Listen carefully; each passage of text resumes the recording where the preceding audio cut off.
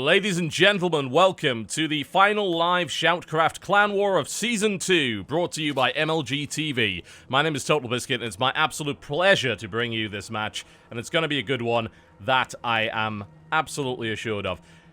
I introduce to you Yo Flash Wolves Ian. He is in the red trunks, and he is playing Zerg to the northeast of Engines of War, versus his opponent to the southwest position, who is doing something sneaky. In the blue trunks, representing Axiom Esports, it is Alicia.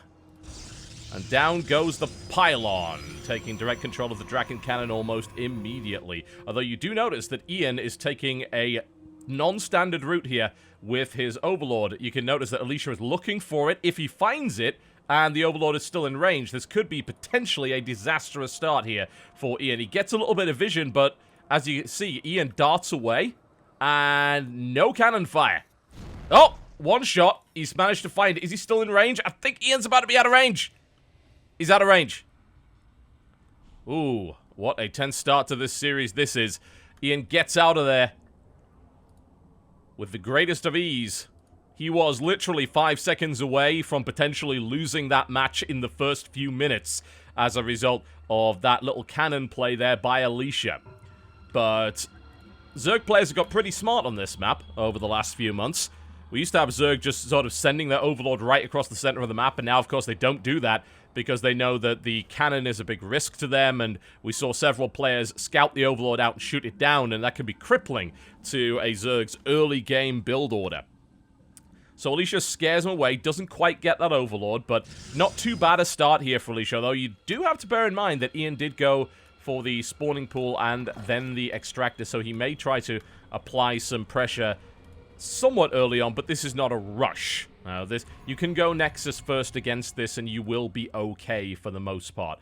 So I don't expect anything too crazy unless we see like a Baneling nest go down immediately, in which case things will get a little bit weird, but I very much doubt we'll see anything like that. Forge coming up here for Alicia as well, so he's going to be playing the Nexus first into Forge. His opening pylon is right there, which is actually, I mean, it's a little bit of a problem, potentially, but in the early game it shouldn't be, because there won't be enough military units out on the map to successfully, I think, neutralize that cannon. But you never know. You know, if you get more units than your opponent around the cannon, it is possible to take it, and Zerglings are very good at that, as they're very quick, and of course there is no AoE on that cannon shot, even though it looks like there is. That's actually a lot of lings.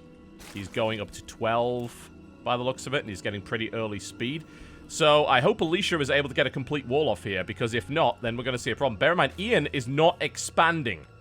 So he is actually going, and he's, oh, Alicia sees the numbers. Okay, and he immediately starts that cannon up.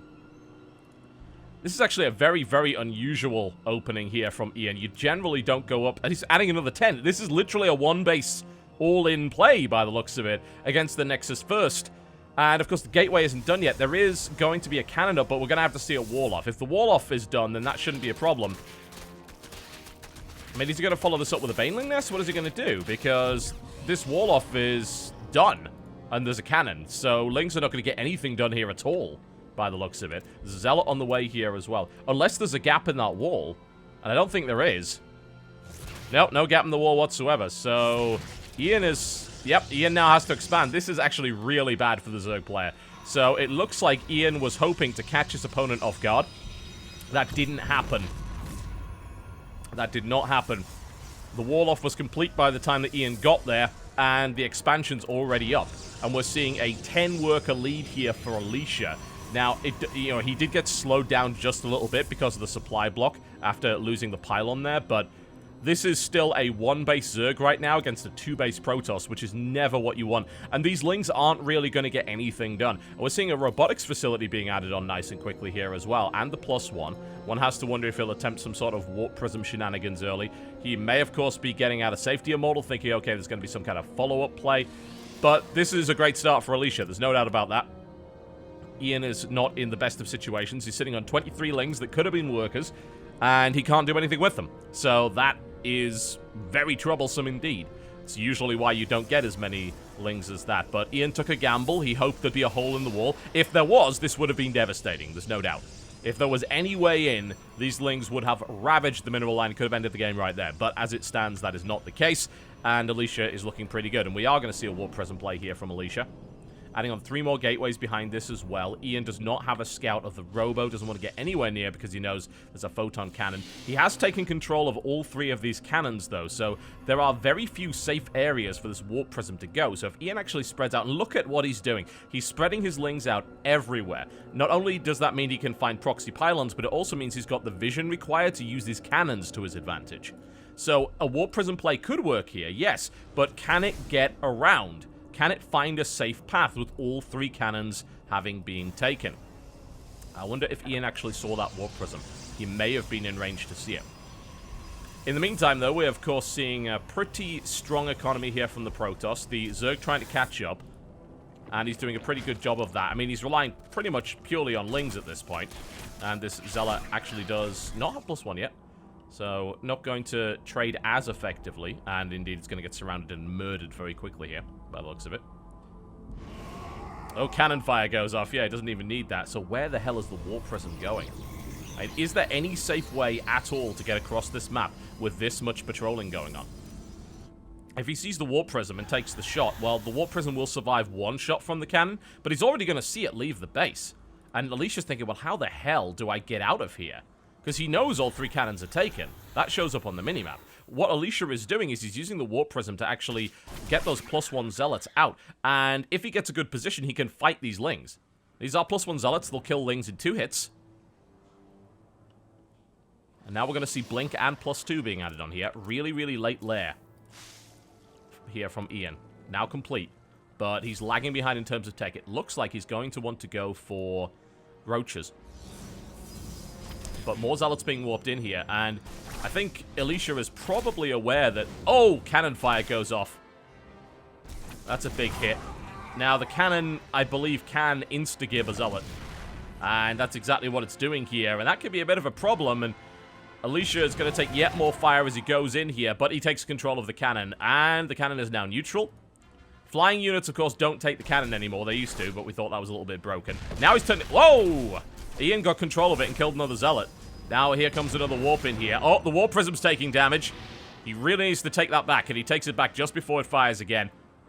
It's neutralized once again. There's a lot of micro required in actually keeping hold of this thing. It locks onto the warp prism and takes it out. Roaches are now out here as well, so Ian has done a great job of coming back into this game, utilizing the cannons to his advantage. And of course, these zealots are not going to do too well against these roaches at all. The immortals now coming out here. But Alicia's advantage has kind of gone... Uh-oh, the cannon has been turned around, however. Alicia takes control of the cannon. Ian takes it back. Another cannon shot goes off. And suddenly, because the cannon is in control of Alicia, he's able to turn it against the roaches. And a fight that was almost a sure loss has now turned into a little bit more of an even trade. Both of these guys fighting over it, and Ian trying to take control, and he does with the numbers advantage. Oh! Whoa! Whoa, whoa, whoa. I think Ian just accidentally shot his own unit. I think he just blew up his own roach. But that's the end of the fight. What a crazy fight that was, indeed. You generally don't see zealots trading that well with roaches, but with the cannon in play, that was able to happen. And you know what's going to work out pretty well? Hardened Shield is a fantastic counter to the cannon. As you've just noticed, it absorbs the shot, no problem at all. Taking it back, trying to target it on the more valuable units here. But Alicia now has control, and he's microing it around, and he's going to try and shoot one of those roaches on the way out, no doubt. And Alicia has now reasserted his control of the center. The third base is now up, but is now under potential threat. It's taking fire here from the cannon. The view provided here by the observer. So Ian's third is on borrowed time here. Alicia continues to fortify the center with blink stalkers and sentries, and the shields of the immortal recharge. A bit of a wasted blink there by Alicia, but thankfully there's nothing within range for that to really be a threat. Lots of spines going up and a huge amount of Hydralisks being added in here. And without the sort of area of effect that you would expect from Colossi or Storm, those Hydra should do a pretty good job. But bear in mind, these are +2 blink stalkers. And Alicia, if anything, is the master of the 2-base +2 blink stalker blink all in. And that third base is going down. DTs potentially being added in here, or Archons maybe. Yes, we're going to find out. Third base is dead, and that is, of course, not helpful to Ian's economy whatsoever. And the Protoss army is looking pretty scary. He has an army supply advantage. Nidus Worm being added in here for Ian, so he's looking for a little bit of a backstab, and he's got a Overseer in perfect position here, so we might see a wonky base trade situation. Bear in mind, Alicia's played this entire game without a Mothership Core. He's played this entire game like this was Wings of Liberty. So there is no recall option available here. So there is a potential Hydralisk backstab available. And a weird base trade scenario might end up happening here. The Nidus is not done yet. Hydra's trying to move into range, but they're getting picked off. But there's a lot of spines up here. Where is the Nidus? The Nidus in the main, I assume? Nope. Where is the Nidus? It's right at the back there. And the force fields are now being put into place as well. Alicia does not know about this Nidus worm. They'll probably figure it out pretty quickly. I mean, you can warp in units quite fast against the Nidus worm. Hell, even a full probe surround will kill a Nidus. So this is a little bit risky, certainly from Ian. But he knows he's under a lot of pressure and he won't be able to hold this position for long. The cannon has now been neutralized in the center, although it's potentially not relevant. And we're looking for a drop. Zealot drop into the main base here to bypass that defensive Spinecrawler wall. Nidus is going up. Nidus is going up in the southeast position. And it's just out of range of Alicia. Alicia needs to have a look at that right now. If that Nidus goes up, that could be a potential disaster here for the Protoss. And Alicia is not responding to it at all. Nidus is now up and is unloading Roaches and Hydralisks right into the main base of Alicia. And what does Alicia do from here? He's warping into the main. He's doing damage with his Zealots here. Takes off a Queen and is engaging, but his main base is being ravaged. With an Overseer in play as well, even defensive DTs will not do the job, so Alicia has got to make it happen now. He's going to have to go for it, and he's going to have to go for the base trade. He still has the advantage here, but it is possible that Ian might be able to steal one. Stalker's going down, and there's the aggressive blink right into those spine crawlers, taking them out as quickly as possible, and the final defensive forces of Ian are falling. The Immortal continues to stand tall. 38 workers killed here, and that was... Oh, the DTs actually killed the Nidus right under the Overseer's nose. And that is going to be it. GG, ladies and gentlemen. Alicia puts the first one on the board here for Axiom. Alright, we're just getting started. What a fantastic start to this Best of 7 Clan War. We'll be right back after the break with yet more. We're moving over to Legacy of the Void for Crank taking on Haas in a potential cheese fest in Legacy of the Void. Alright, ladies and gentlemen, we apologize for the delay. It's Blizzard's fault this time. So, here's what happened. We had this all set up on Echo LE, and then Blizzard removed all the old maps from the beta server, without telling anybody. So, what we did was we had Haas and Crank veto all 7 current Legacy of the Void ladder maps until only one remained. And this is Orbital Shipyard. So, ladies and gentlemen, to the north position in the Blue Trunks, playing random, which has resulted in him rolling Terran, it is Axiom Crank. Versus his opponent to the south position in the Red Trunks, playing Protoss for Yo Flash Wolves, it's Haas. Master of cheese. Master of special, interesting, innovative builds. Special tactics, one might say. So yes, that was it. And incidentally, random shouldn't be surprised for Haas. It was given to Yo Flash Wolves a week in advance, and of course he actually registered as random. And that's a lot of early gateways, isn't it? That is 2 gate opening here from Haas, which is a little unusual, but I have to admit I am not familiar with Legacy of the Void build orders, so why not? Why not open with 2 gateways? Yes. Haas gets the scout, he sees Terran, and he may decide to poke, but I don't think so. And the Reaper opening here from Crank. Straight into the orbital command. So, I believe this is an Adept opening, if I recall correctly. I'm not hugely familiar with Legacy of the Void, but if you are opening up 2 gates, it does seem to me, especially against Terran, you would go Adept. Because Adept is incredibly strong against Marines. It decimates them incredibly well. So, you have to prepare against Adept. You definitely have to wall off against Adept, and there's the double Adept production. The last thing you want is those things making, the little ghosts making their way into the base and decimating. And Crank needs to also have a look around and see if he can... Whoa, proxy... Adept into proxy Stargate from Haas. Yeah, that sounds about right. And I wonder if Crank is even going to notice what's going on. I mean, the Reapers might not even make their way into the base. He is managing to get there, and the Adepts are already on their way. He needs to scout that double opening. And actually, he already knows about the double opening. I believe he... Did he scan? No, he sent an SCV scout in. Okay. The Reaper's doing a little bit of damage, so that's going to certainly irritate him. Also, the nice thing about that is the grenade, of course, which can be used to break open surrounds. And he's going to get 3 probes out of this. Excellent moves here by Crank, but unfortunately, he's also going to have to deal with this. Thankfully, he did wall off, so the ghosts can't make their way into the base.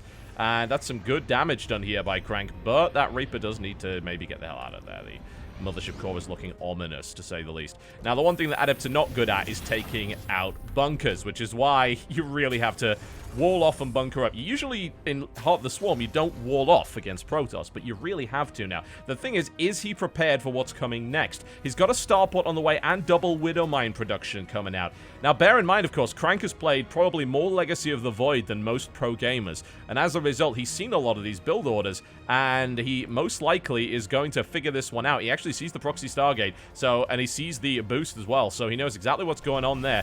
That Stargate is not getting up anytime soon, but there are Widowmines on the way. They're not done yet, though, so some damage is definitely going to get done here. 4 kills already by the Oracle. There's 5. Looking for 6 if possible. And Crank trying desperately to get out of the way. He baits him into a Widowmine, and down it goes.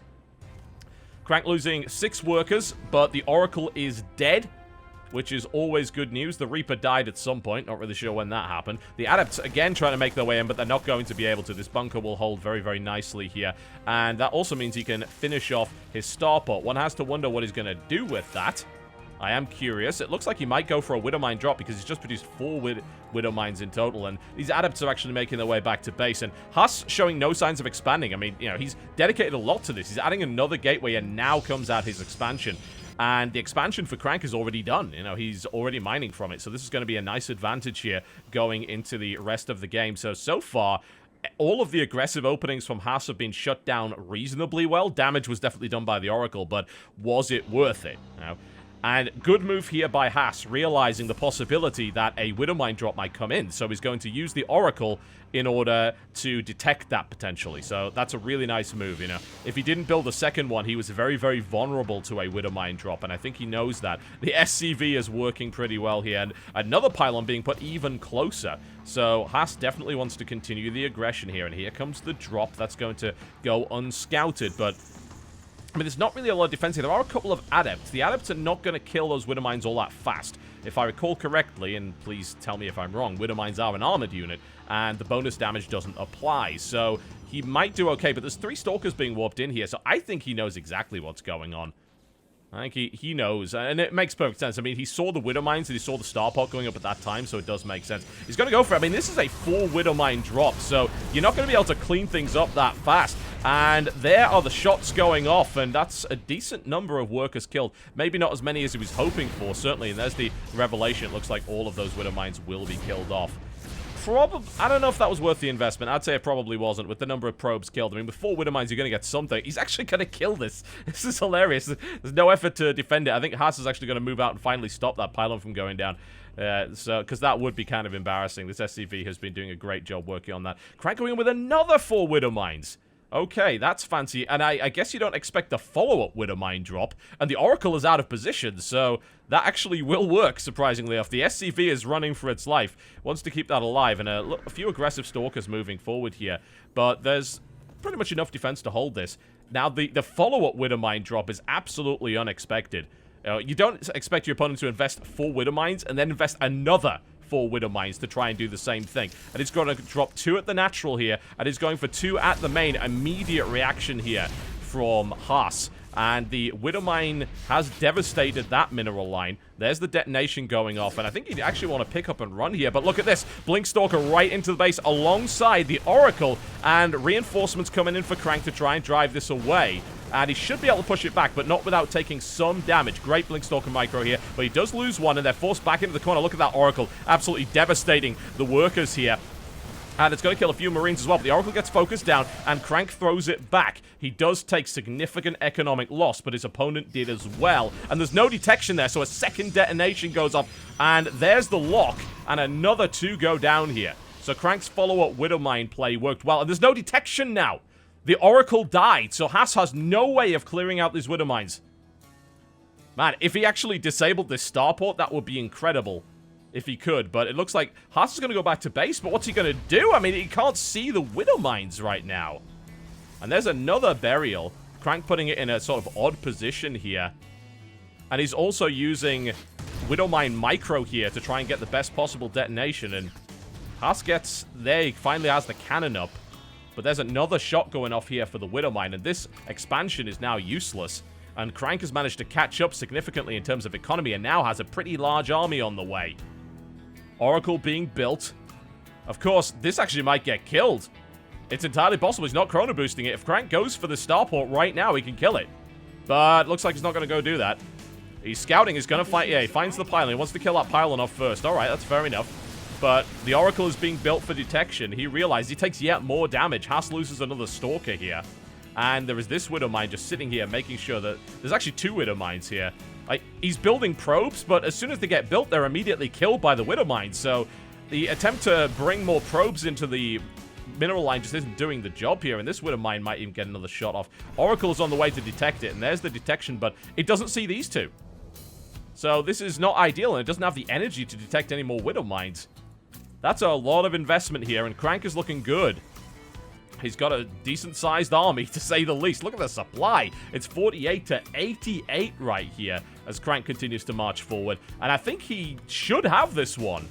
I mean, we'd have to see some incredible defense here from Haas to pull this off. He's committing so much to try and get rid of these Widowmines, but it's not doing the job. And Crank hammers forward and kills that gateway immediately. Nice use of the force field, and Crank actually needs to bring the rest of his army. It doesn't matter. GG. And Axiom picks up the second win in this best of 7, grabbing the Legacy of the Void victory. Crank, as random, playing Terran, takes out Haas. Well, there you go. Not too bad at all. Good start here for Axiom, but there are some pretty hard matches coming their way. You might sort of consider this a little bit of a warm-up here for the Axiom team, because they are going to have to be dealing with players like Lenok, Parting, and San. However, they have the 2v2 next. If they can secure a 3-0 lead over their opponent, they've got a shot at taking out the big boys. We'll find out after the break, folks. This is SHOUTCraft Clan Wars. Axiom taking on Flash Wolves. Axiom leads 2-0.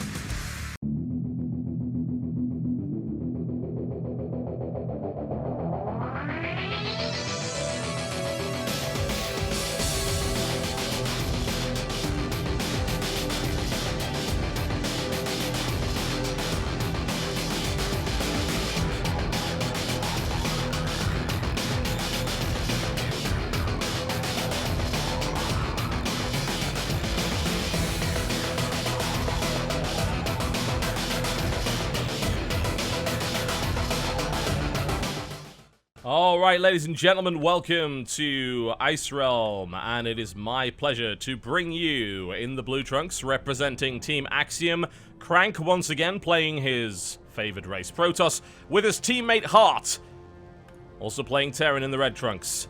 And to the southwest position, the team of Flash Wolves. It is, in the pink trunks, Vanilla, playing Terran, and his teammate Haas, playing Protoss in the purple. Axiom currently leads 2-0 in this best of 7 series, although it's definitely worth noting that the Flash Wolves roster and lineup for this clan war is heavily favored later on. They've put all their heavyweights towards the end. So you have things like the Legacy of the Void match, and you have things like the 2v2 match, which I would certainly say Axiom is favored in, but then you've got people like Parting and Lenok and San being fielded, which will make things a little bit more difficult. Axiom is really in a position where they should try and take this, if at all possible. If they can get a 3-0 lead, then that means that it only takes one mistake from Flash Wolves with any one of their 3 big players in order to concede the entire series. And even if that's not the case, you can still go to the ace match, and you've got a bit of a shot there as well. But ideally, you don't want to drop the 2v2. And Hart and Crank are a 2v2 team that have actually won a 2v2 tournament and placed highly in several others, so that will be helpful, although I have not seen too much of Vanilla and Haas. I believe they've played together in previous Clan Wars to reasonable effect. I would say that Axiom certainly has the edge in the 2v2. I guess we're about to find out, though. Never, ever underestimate Flash Wolves, who have certainly been one of the most dominant teams in Season 2 of Clan Wars, and one of the most prepared, which is perhaps one of the most important things when dealing with the unique maps of Clan Wars. Now, of course, Ice Realm has a fairly unique feature. It has force fields that will go up and down every couple of minutes, which means that the attack paths available will change throughout the game. So that's something that you have to bear in mind. Generally speaking, you'll want to try and time things at the optimal window. Hello, Crank. What are you up to? Looks like he is probably going for proxy Stargate, perhaps? Seems likely. What tech's he got? Yeah, probably going straight into proxy Stargate, I'd imagine, unless he's going to proxy a Twilight Council. And he is, in fact. So we're probably going to be seeing a proxy DT here. Haas is... I mean, I wouldn't really call this a proxy per se, because it's about 5 feet away from his actual base, but it does mean that Hart doesn't get the scout off on that tech. So that is pretty key. That is relatively important, and Hart is probably not getting out of here alive either. Actually, no, never mind. He can go out that way, so he should be absolutely fine. And he may see this. He might see it. Depends which direction he's going in. He just needs to go a little bit to the right. Ah, he's not going to see it. Okay, so Haas has managed to successfully hide the Stargate away. It's a safe assumption if you're playing against Haas that a Stargate will be involved, but the question is whether or not he will be able to do anything about it. We're going to be seeing a Widowmine opening here from Vanilla, who's going straight into a starport on one base, so drop play is certainly a possibility here, and the Dark Shrine being added in here for Crank, and a proxy gateway, so it's like, we're just going to proxy everything here, if you don't mind. Thank you very much.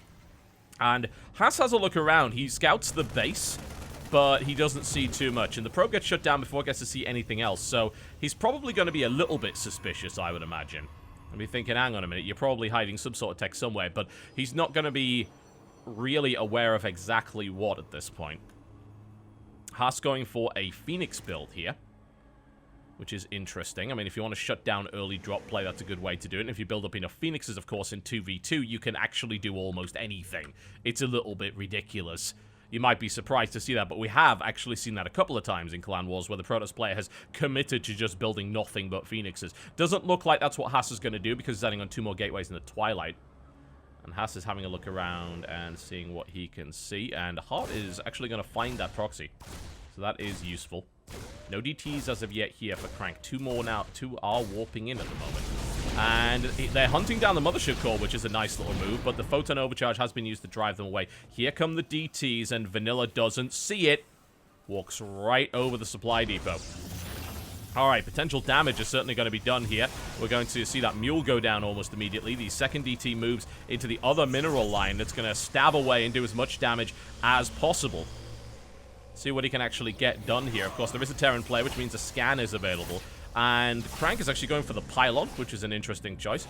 Where is the other Dark Templar? One has to wonder. It's over here, just slicing away at the workers of Vanilla, who is now significantly down in workers. And this DT is doing quite a lot here. Bear in mind, this is a 1-base Terran with only 1 scan currently available. He's now getting his command center up. But there's all sorts of potential damage being done here. There is the scan and a quick lift up by Haas before any more damage can be done. But, of course, there are more DTs on the way. I think, actually, never mind. Crank actually cancelled that entirely. In the meantime, we see that Widowmine drop. Didn't do too much damage by the looks of it. Quick pull away there from Crank to make sure that doesn't happen. And Hart's just now marching right into the base. Of course, bear in mind, the DT's killed most of the defense here. So, a few Marines should be able to do some damage. Not a great deal, though. There are a few Stalkers moving in. But it's certainly going to be able to take out a few workers here and there. But I think it's going to lose the rest of it. And looks like Haas is actually moving back here. And reinforcements from Vanilla are going to drive Hart's forces away for the time being. And nice focus fire down there on the Widowmine. Get a high-value target on the way out. That's always good. Tries to actually take out the medevac as well, and almost did. But that has now been evacuated. Alright, well, that's a really interesting, aggressive opening. We're seeing a lot of gates now being added on for Crank. It looks like he's going to be going for Blink Stalkers. And there's a couple of nice lifts here from Haas, who's getting some decent damage done here. And that's the problem. You know, if you don't have at least a missile turret in range, then Phoenixes are going to do damage to your mineral line, and there's really no way to stop that. They're actually quite tanky, and Marines can't really chase them down. So Hart stims, and unfortunately, I don't think Hart actually has any medevacs. No, he doesn't. Hart, however, is sitting on 41 SCVs, so he is the powerhouse of the economy for Team Axiom at the moment, whereas Vanilla is the one building a lot of SCVs, but he's still a little bit behind. And now Crank's Blinkstalkers move in, and they take out the Tech Lab, which disables the combat shield. Going to be very, very useful. However, of course, he is up against Haas, who does have Stalkers. But Blink is about to be done here for Crank. Blink is now done, and Haas doesn't have it. So this is a nasty engagement here for Vanilla and Haas, who are actually outnumbered and out-microed. Not a great position here for Crank, but he's going to aggressively blink forward to take out the rest of these forces here. And the Oracle moves in, and it's going to swiftly die. Heart backing up here as well with Marines. Crank's kind of stuck here. Oversteam here from Heart, but I think the DPS might very well be enough. The SCVs are just destroyed, and Haas GG's out. And Yo Flash Wolves goes down 3 maps here in this series. Axiom picks up yet another win and is looking for the 4-0 sweep. Will they be able to get it? Well, possibly, but hard mode begins now, ladies and gentlemen. Hard mode begins now because the big guns are coming out here for Yo Flash Wolves. Lenok is bringing his Zerg versus Zerg against Hyun, who is arguably, of course, a very good ZVZ player.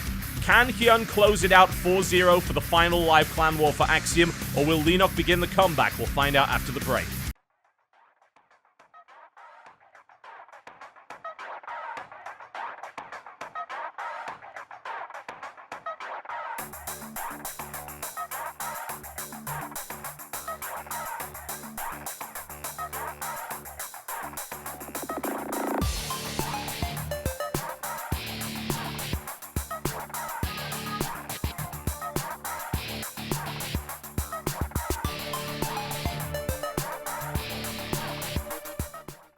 Ladies and gentlemen, welcome to Peninsula. It is my pleasure to bring you Rocket Axiom's Hyun. He is in the red trunks and he is playing Zerg to the northeast position of Peninsula versus his opponent to the southwest position in the blue trunks for Yo Flash Wolves. Playing Zerg, it is the one and only Linoctopus. A mighty, mighty player indeed. Both of these guys, killer ZVZ. Of course, Rockat's Hyun, living in the Axiom house at the moment, joins us to fill the gap that we had. Obviously, Impact went to go and play for Kesper team, so we were one man short, and Hyun was happy to fill the position. So we got our Zerg back, thankfully. Otherwise, we would be in a bit of trouble because we wouldn't have enough players to actually play the clan war, which would suck. Oh, well, never mind. All right, Peninsula is a very unusual map indeed, simply because we have hybrid mineral patches, as you can see right here. 3 of them are gold, 3 of them are blue. Gold minerals, 7 per little delivery, whereas blue deliver 5. So that is a nice little boost to your economy. It means that you can expand just a little bit earlier. It means that you can do things just a little bit quicker. And it changes the entire pace of the game. It changes build orders, and Zerg seems to like this map, and I don't necessarily blame them. I think it's a reasonable map for Zerg, absolutely. There's all sorts of little advantages you can gain from playing on this map. We apologize, of course, for this. This is a bug that we were never able to get fixed with Game Heart. This is actually a Zerg Cocoon, an egg with 200 HP and 10 armor, just like a regular egg. And if you destroy it, you can make your way through here, or you can mine out these little mineral fields in the not so much the corner, in the middle of the map. And if you don't mine those out, then there's actually no way by ground to get across. This means that we see Zerg often get really greedy, like 3 hatch before pool, which is what Lenok is doing right here. Because they can get away with it more often than not. There's no access by ground. So, especially in a ZVZ, you're not really threatened early on. So unless Hyun has a plan here, bear in mind, he went gas and pool. So unless he has a plan to quickly tech up and somehow bypass this, then this actually could be a really good start for Lenok. And this is the sort of thing that will give him a nice advantage. Lenok's going to scout here, he's going to see that. He doesn't know whether or not his opponent is taking the 3rd base, but of course if he does scout the main, he will see that. I don't know if he will scout the main because Hyun is going double queen, so if he does go for the main, then he won't be able to see that spawning pool. But the thing is, he doesn't need to, because if there's a queen out, then you know there's a pool, so you know your opponent didn't 3-hatch before pool, simple as that. Hyun gets the scout, Hyun sees no queen. Hyun doesn't know about the 3rd yet, but I think he can probably surmise. I mean, he doesn't want to risk sending it in, though, so Hyun is not 100% sure, but he is about to find out. He's actually moving his Overlord over there, and that is a super early lair. That is a silly early lair. And, of course, you can get away with that on this map because you get additional minerals. So that was a 4-minute lair from Hyun, which is maybe one of the earliest lairs I've ever seen. And there are 3 more gas being added on. So if I were to make a prediction, I would suggest that Hyun may be attempting to go 2-base Spire. And that might work really well because Lenok is really behind in terms of his tech. Obviously, he's got a big economic advantage and a big lava advantage, but he's only just now getting speed, which is not going to be that helpful. And Hyun actually aggressively marches out here, looking to chase down an Overlord. I don't think he's going to get it because, of course, the center of the map is blocked off here, so I don't think the Overlord will die in time. It's possible. I mean, if he micros it correctly, maybe, but I have a feeling that I don't know. Hard to say, actually. The Overlord is really, really slow, and Lenok actually just changed direction, which gives Hyun an extra shot. So that Overlord is actually going to die, which is a lovely little pick-off there for Hyun. And a third base going down here, so it is kind of a two-base Spire, but he is also taking the third. And he's taking a third, and he's going for 6 gas as well. Okay, so big muta plays. Lenok, up to this point, doesn't know. He actually has no idea. He does know about the third base. This is almost like a little bit of a fake out, I suppose. Because Lenok's thinking, oh, right, well, obviously you don't have Lair then, so, you know, that's not really a concern. But Lenok is also going for all 4 gas, so we might see a Spire out of him as well, but he's going to be quite far behind. The thing is, he's going to have had a third base for longer. He's going to have 6 gas for longer. And he's going to have more lava, which means he may perhaps be able to catch up in terms of number of Mutalisks, but I guess we're about to find out. There's the Spire going down, so there's a full minute between the Spires. But there is that third base. So gas is already being mined here by Hyun. I think, was gas being mined faster by Lenok? Actually, I think Hyun actually has the lead in terms of that. I think he got a third down just in the nick of time. And those third gas were delayed here for Lenok. So even though he did have the expansion, he actually has only just caught up to gas income of Hyun. So Hyun with a lead in terms of the Spire and an equal amount of gas is going to put himself in a really good position here. 9 mutas on the way. Hyun now scouting, and we're going to see a 4th base here taken by Lenok. Alright. And Ling's now on the way for Lenok as well. I certainly hope he's practiced this map. He tries to find a way around here, and he doesn't. So, I don't know, maybe he hasn't. That would be bad. There are, of course, other ways. You can destroy the rocks. That is a way to do it. And it's generally better to destroy the rocks than try and destroy the egg with Lings, because the armor value of that egg is 10, which is ridiculously high. A lot of Lings coming out here. So, Lenok is looking to basically go by ground. Now, you can do that, as you can see. If you break these rocks down, you have this path all the way around here to the third base. So you absolutely can do that. But if Hyun is able to catch those Lings with the mutas, he's going to be in a great position. And he finds himself an Overseer, which is always nice to take out. We can't really complain about that. But Hyun, of course, has got to take advantage of this Mutalisk count at the moment. And I don't think he's going to expect this huge Zergling backstab as well. And without the Mutalisks to defend, he might be in some trouble. Will he see this coming? Hyun actually will. There's an Overseer in position, so that he does see the Lings. So the Mutalisks are really going to have to turn around and respond here.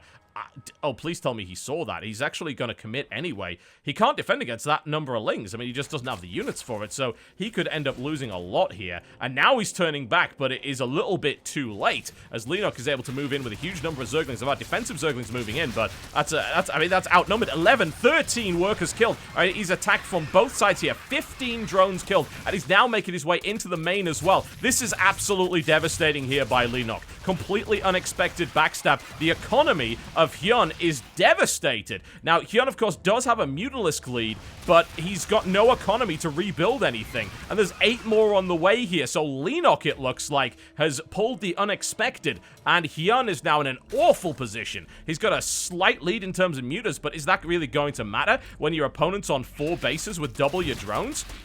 Hard to say. I don't think so. Actually, it's not hard to say at all. Hyun is in a really bad spot now.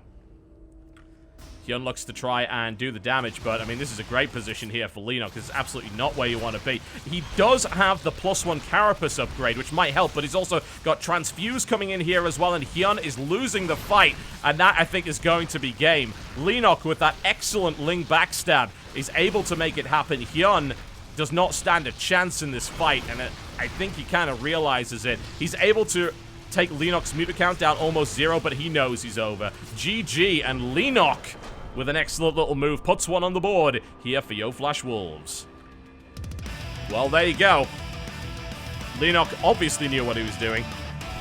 And that was really a mistake from Hyun, because Hyun saw the Lings coming, but didn't turn his Mutalisks back. If he turned them back faster, then he may have been able to stop that economic devastation, and he would have been able to maintain a lead. But with half his workers killed, not a chance. Leenock puts the first one on the board for Flash Wolves, and the comeback begins. We'll find out after the break whether or not it can continue. This is SHOUTCraft Clan Wars, brought to you by MLG TV. Don't go anywhere.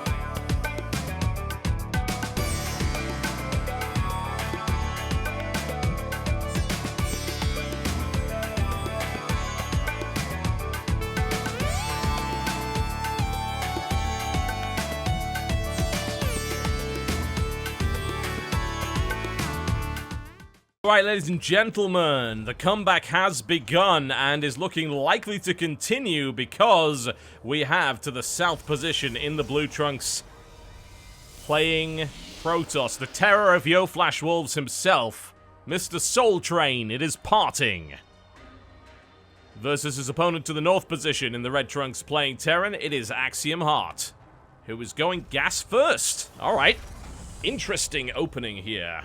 Interesting.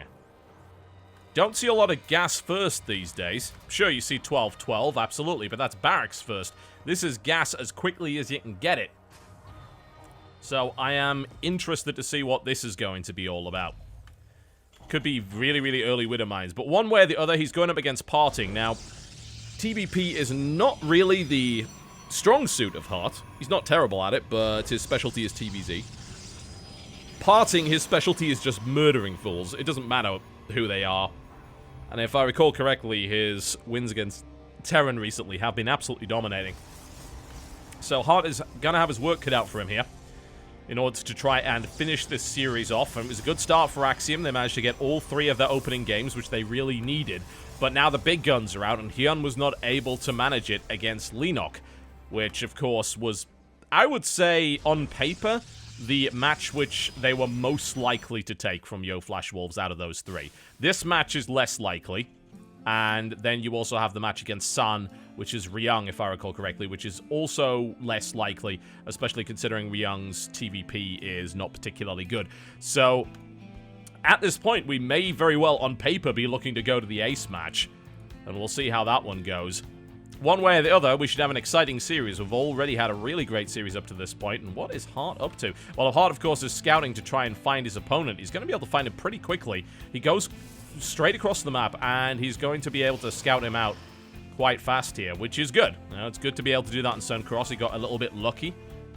And, of course, he's probably going to want to try and find those pylons. Always fairly important to do that. But there is a Stalker on the way out, so Hart is not going to be able to stick around in this base. So he's going to leave the base without really knowing for sure where the pylons are, without really knowing for sure whether or not his opponent has gone for some sort of proxy. And we're seeing a reactor coming up here and a starport being added on immediately. So will we see an early Widow Mine drop? We might. We very well might. It's going to actually be a Hellion opening. I imagine we're not going to see an armory go down. It's a really interesting opening, actually. Parting's on the way across the map, and I just want to point out there's only one Marine. So, this is... I mean, Parting obviously checks up there, and now he's going to head up here, and there's a couple of Hellions, but... I mean, Hellions don't fight Stalkers all that well, and they're just going to run right past them. It's like, alright, let's go for it. But I don't think this is going to get much done. I mean, there's a Mothership core up. The Hellions are going to arrive before the photon cannon is ready, but how much damage are they really going to get done? He has forced the Stalker to come home, which is a nice move, and he's going to be able to get that, and a lovely little attempt at a wall up here by Parting. Some damage is going to get done here. That's 2 probes killed. He needs a few more to really make this worthwhile. He gets 3. There's a 4th one going down as one Hellion dies. Can he get any more? A great splitting here from Parting, and it looks like that's probably going to be about it. 5 probes? Okay. 5 probes for 2 Hellions and forcing the Stalker back? Probably worthwhile. Not a bad little start, but we're going to have to see a lot more than that. Hart, of course, hiding in the corner here with this SCV. Parting actually hasn't noticed. Now he's going to find it. No, he actually missed it. Never mind. I thought he was going to find it. Now we're going to see a Widow Mine. So it was a Hellion opening followed by a Widow Mine. It was only... there's 2 more Hellions on the way. And this is actually... Hellion followed up by a Marine. Nice scouting there by Parting, though. He's going to be well aware of this. Takes out another probe. And there's a couple of Stalkers plus that Mothership Core. And what I liked about this is that Parting did not waste his Photon Overcharge. I have to wonder if Hart was attempting to bait that out, but Parting's a little bit too good for that. I think he knows that, oh, it's 2 Hellions, I can handle that without taking too much damage, so it's not really a big deal. Decent scout there by Hart, actually gets the Twilight Council, although I'm not sure. Did he get the Robo? I guess we're about to find out. Another drop coming in here as well. How much damage is really going to get done here? Obviously, there's actually no detection yet, so Widowmine is definitely a good bet, but the Widowmines are not across the map yet. Nice baiting out of the Photon Overcharge. Gets 3 workers and immediately leaves. So that's not too bad at all. Hart actually not in a bad position up to this point. The Observer is on its way out, so we'll probably see 1 Widowmine strike, and then that's going to be about it. Depends how fast he is. And nice little bit of micro here by Hart, actually, just evacuating that wounded unit. Trying to put some pressure on his opponent as the Widowmine drops come in, forcing Parting to micro against this. Admittedly, of course, it is Parting, so Parting is going to manage that one way or the other. And the Observer is out. And it is in the correct place, so don't expect to see too much damage done here either. And that is the drop gone, and Hart just gets out of there with the medevac. Not a huge amount of damage done there. Enough, perhaps, to hold Parting back for the time being, but not incredible. He was definitely hoping for a little bit more. And it was a nice play, you know, it was a nice idea. Try and attack from here, and then drop from the other side. Test Parting's micro. Test his APM. Here's the thing, it's Parting.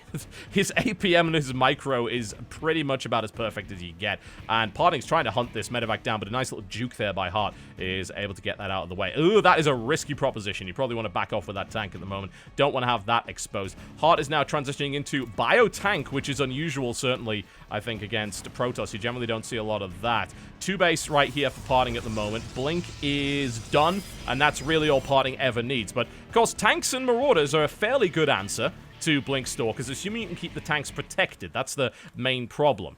If you don't have enough tanks and your opponent jumps on you with a bunch of Blink Stalkers, then the tanks get shut down almost immediately. If the tanks are in a good position and they get a few shots off, then Blink Stalkers do crumble quite rapidly, since they have fairly low HP. Alright. Here come the Blink Stalkers, and they're going to start to work on here. Oh, no. Hart needs to back off, and thankfully he does so just immediately. Cuts down a missile turret as well. Make sure that there are no potential shenanigans. And the Robo Bay coming up here for Parting as well. So 2 base Colossus by the looks of it. And why not? If it does the job, absolutely. Couple of tanks now in position, plus a Marauder. No stim, though.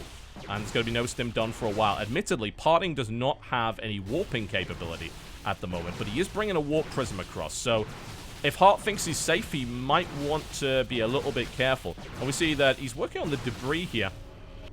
Possibly trying to open up some access. And there is a drop on the way. A pylon's probably going to spot it on the way. In fact, the Observer's heading in that direction, so that might do the job as well. We'll see how much damage this can do. I mean, it's 8 Marines, but they're unstimmed. There are some Stalkers moving across the map. It's almost like he saw it. I think maybe he suspected, but he did miss it, so he wasn't able to get much done here. The Warp Prism is on the way now. There's a decent force here, but if Hart moves out now, that Warp Prism could be potentially devastating. He's actually salvaging, and he's going for it. This might be the only timing, really. If he hits before Colossus is really done, then he might stand a chance, but I am not 100% convinced at this point. A couple of Marines drop down, he triggers the Photon Overcharge, and he's going to try and apply pressure with both of his little armies here. He's going to try and drop into the main. The Blink Stalkers move in, and they're going to be able to clean this up no problem, and they don't quite get the medevac. 3 HP left. But Hart is going to have to do damage now, because this Warp Prism is on its way. We're seeing Zealots warped in here. There are a few forces in the main that should be able to deal with this, but Hart isn't committing. He's deciding not to go in. That, of course, could be a risk, because Colossi is done, and, of course, we're seeing Extended Thermal Lance come out here as well, and Parting is moving, and we're going to have to see a quick response here by Hart in order to shut this down. And Zealots are down, and there's the stim, and Hart moves out pretty much immediately. And Hart is trying to siege up, and I think he needs to actually siege up, otherwise he's going to get caught with his pants down here. Big Zealot warp in. Good positioning here by Hart, and the Marauder tanks the majority of that damage here. And some damage being done to the mineral line, but not a huge amount yet. 7 workers killed. Possibly 8. No, 7 workers for that drop. And that was, what, 6 Zealots. So Hart sort of gets away with not taking too much damage, but the fact of the matter is that Parting is now sort of setting up what he needs. And where are the Vikings here for Hart? He doesn't have any. He has tanks, which help, absolutely, But generally speaking, tanks are not really what you want. He does have a high Marauder count, which is going to be helpful. But I'm not entirely convinced at this point. Does Hart have what he needs to kill this army? He does, but if he needs to get a good engagement, and he can't let this Colossi count continue to climb. And unfortunately, Parting also still has this Warp Prism, so he's going to be going right into the base. Hart does have some defensive units here, but I have a feeling this is going to strike at just the wrong opportunity here. Oh, and the force is now moving out. Hart sees it, and he's going for it right now. There's the stim. He takes out a couple of Stalkers, and he thinks he actually has this. He focuses down one Colossus. He's going for yet more. The Blink Stalker's doing a lot of damage here. Tanks will be able to focus them up, and a quick drop here, and there's the defensive warp-in coming in. Hart continues to put on the pressure, but there are still 2 Colossi. Siege tanks are up. He gets the scan. Doesn't quite get the Observer. That would have been nice. He's trying to put on a siege position here, and Parting decides now is the time to stab his opponent in the back, and he's absolutely right to do that. Reinforcements have come in here. Tries to focus down the Colossi. There's the stim. Marauders do get it, and they try to crush the remainder of the Blink Stalkers. The backstab is coming in, so this is kind of an all-or-nothing situation here for Hart. Doesn't quite get that Colossi at the back. The siege tanks are doing pretty well, and there's some good Widowmine detonations as well here, but look at that, 20 workers killed with the Zealot warp-in. So Hart continues to try and push forward. He doesn't have a very big army. Not sure if he can really make this happen with the forces that he's got. Maybe? Maybe. He stims forward and takes out a Colossus, but loses a few units on the way out. A couple of Vikings moving in. These siege tanks are still doing a great job. He's trying to focus this Nexus down, but Parting's going to blink right on top of these tanks right now. It actually blinks backwards, surprisingly enough. I think maybe he thought there were Widow Mines there, and now he takes some tank fire, but I don't think that's going to be enough, and Parting looks like he's going to be able to throw this back. And I think that might very well be it for Hart. That was a good attempt, but Parting is now in the base with yet more Zealots. The economy of Hart has taken severe damage, and it looks like that tank build just really wasn't quite enough here.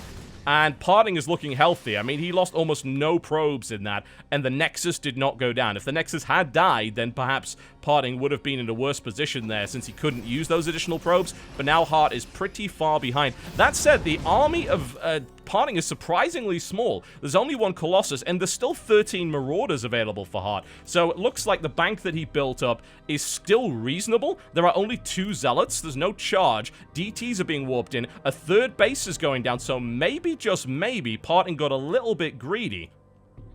But we might end up seeing a strange base trade situation. Parting's out in the middle of the map here. There's a huge Doom Drop coming right into the main base. There's a pickup with the Zealots here as well. Are there any units? Hart actually does have a number of units to respond. A 3rd base going down here for Hart as well. So this game is not done yet, but Parting's still in a pretty decent position economically. Zealots coming down to do yet more damage. There's the stim to try and respond to that. Plenty of Widow Mines, and Parting is driven back. Here comes the big Doom Drop. And where is that Mothership Core? It's not with the army. That means no recall. And that means that Nexus is going to go down, and there's really nothing you can do to stop it. The Dark Shrine isn't done for the Warpins as of yet, and it looks like we're going to get a base trade. And Hart has actually quite a lot of Widow Mines in position. Gets a great shot off, gets these sentries at this front there, and that base is getting absolutely devastated, and we are now in a base trade as Hart continues to fight for his life against Parting. He has a supply lead, and this Nexus is down, so those 43 probes aren't getting much done as of yet. The tech is getting gutted here. Parting is actually getting taken apart here. He's supply blocked. The natural is gone, however, for Hart. Parting's small army continues to be there, but look at this. There's a potential of a sandwich here. These Stalkers are right there. Hart stims and is continuing to fire with a force of Marauders and Marines. Plenty of Medivacs backing this up as well. The economy of Parting is starting to take damage. Can he actually survive this? There are units going down. So many probes dying here. This is down to the wire. This force, it looks like, will finally be cleaned up.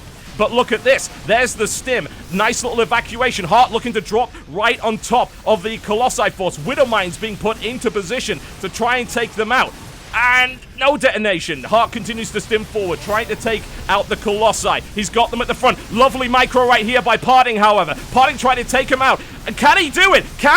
Will Parting's micro do it? Oh my god, Parting's micro might actually do it. The 2 Colossi are still alive. This game is insane. There are currently 19 SCVs to 7 probes.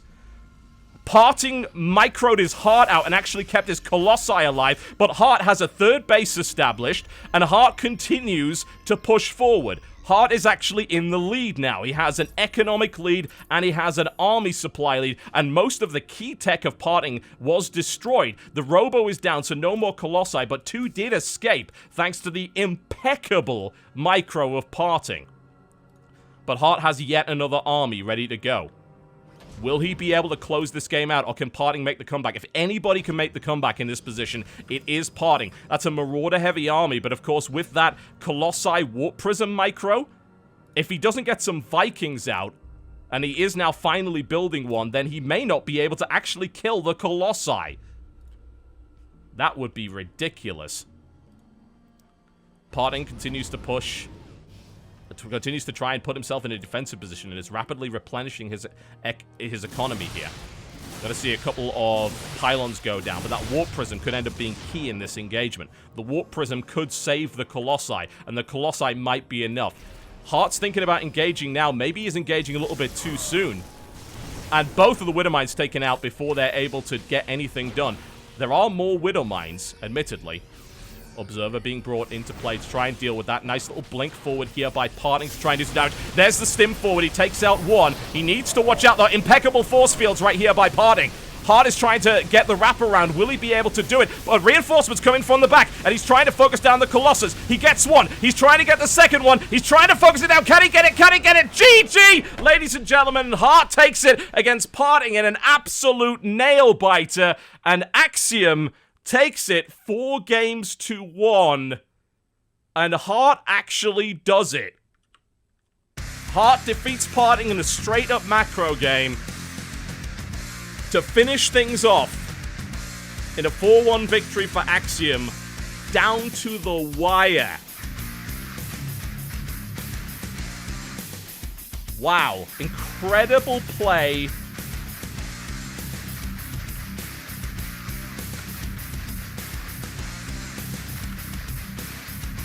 Incredible play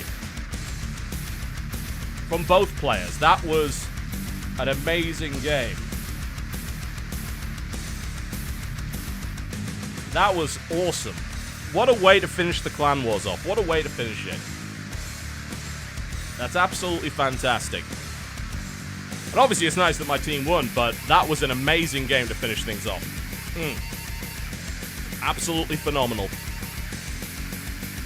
Well, folks, I'd like to give you all a really big thank you for supporting the Clan Wars over the last few months. Obviously, you know we've had so many problems. So many problems. We're dealing with various teams and rosters and cancellations and forfeits. But I'm really, really grateful that you guys showed up.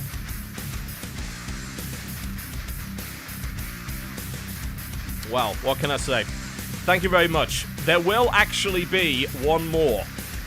It's going to be played from replays. We managed to get the replays for Complexity IG versus Clan Who. So we're going to be doing one more. Of course, it won't be live, but it will be on the MLG.TV platform, and we will broadcast that for you. Now, as to what we're going to be doing next, we haven't kind of officially announced that, but what I will say is we're doing, I wouldn't say a more traditional tournament, but we are doing a big tournament. Something with a bigger prize pool, something a little bit fantastic. We're hopefully going to launch it in August, but August is really, really stacked in terms of tournaments. Like, every weekend is just completely full of tournaments. So we'll try, but if not, it will be September. Big thank you, guys. Very much appreciated. And of course, big thanks to the teams that showed up and put on great matches for you. Thanks to the map makers, perhaps more importantly. Big thanks to all of you for that. It is really appreciated. The map makers are often just not given credit, and I think that absolutely sucks. It really, really does. So I'd like to thank them individually. I'd like to thank City and the Bard for Crazy Clash. I'd like to thank Cantu for Peninsula. I'd like to thank Etc. for Cliscada. I'd like to thank Iziel and Scorp for Engines of War. I'd like to thank Iziel for Orichalcum. And I'd like to thank Lefix for Sun Cross. I'd like to thank Iziel for Neo Emerald Plaza. And of course, we shouldn't forget our 2v2 map pool. Big thanks to Scorp for Ice Realm. Big thanks to Pheresy for Deck 16. And of course, last but by no means least, Lunatic Sounds and Iziel for Neo Skywalker. You're all great. Thank you so much for your contributions to the community and the scene. I certainly think that you deserve a great deal more kudos than you get. Shoutcraft isn't going away, folks. MLG will continue to support us with a $5,000 a month prize pool. We've got great things coming. Please do stay tuned. If you missed anything, reruns begin after the show. And of course, spoiler-free VODs at youtube.com/TotalBiscuit. You can watch all of the Season 2 Clan Wars right there on YouTube, spoiler-free. Congratulations to Axiom for taking that series. My name has been TotalBiscuit. Thank you very much for watching. I'll see you next time.